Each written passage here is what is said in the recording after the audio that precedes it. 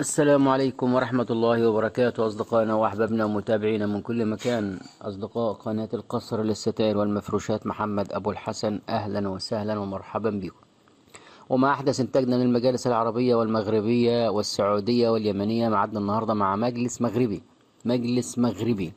ليه اسمه مجلس مغربي؟ المجالس المغربية بتتميز بأن لها شاسيه من تحت خشب وعليه قيمة. الشاسيه اللي تحت اللي عليه القيمة السيلفر دي، ده شاسيه خشب. ارتفاعه بيبقى 25 سنتي أو 20 سنتي على حسب الارتفاع اللي العميل عاوزه. الشاسيه اللي تحت ده ارتفاعه في المجلس المغربي اللي قدامنا دلوقتي ده 25 سنتي، وعليه شلتة 20 سنتي من فوق منه. الشاسيه اللي تحت ده بيبقى خشب زان أحمر، خشب زان أحمر، وعليه القيمة المدهونة سيلفر. دي القيمة دي ممكن تدهن أي لون، مش لازم سيلفر، ممكن على حسب ذوق العميل وتصميم العميل والالوان اللي احنا بنختارها، فبنحدد لون القيمه اللي تحت دي ندهنها اي لون.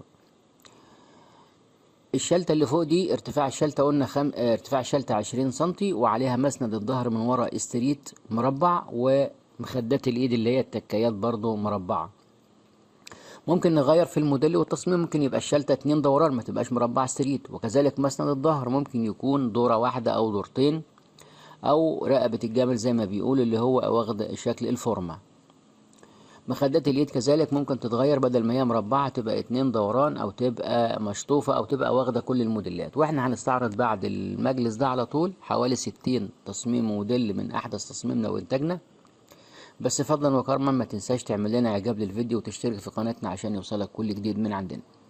المجلس ده طبعا معمول من السفنج الريبوند الكثافة 90، واحنا قبل كده استعرضنا في اكتر من فيديو السفنج الريبوند شكله ازاي في المصنع، واحنا كنا عارضينه. اللي حابب يشوف السفنج الريبوند يرجع لفيديوهاتنا القديمة، هيشوف اكتر من فيديو واحنا بنستعرض فيه السفنج في المصنع شكله ازاي وبنتعامل معاه ازاي.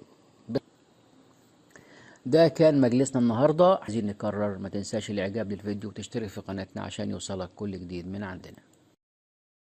والسلام عليكم ورحمة الله وبركاته.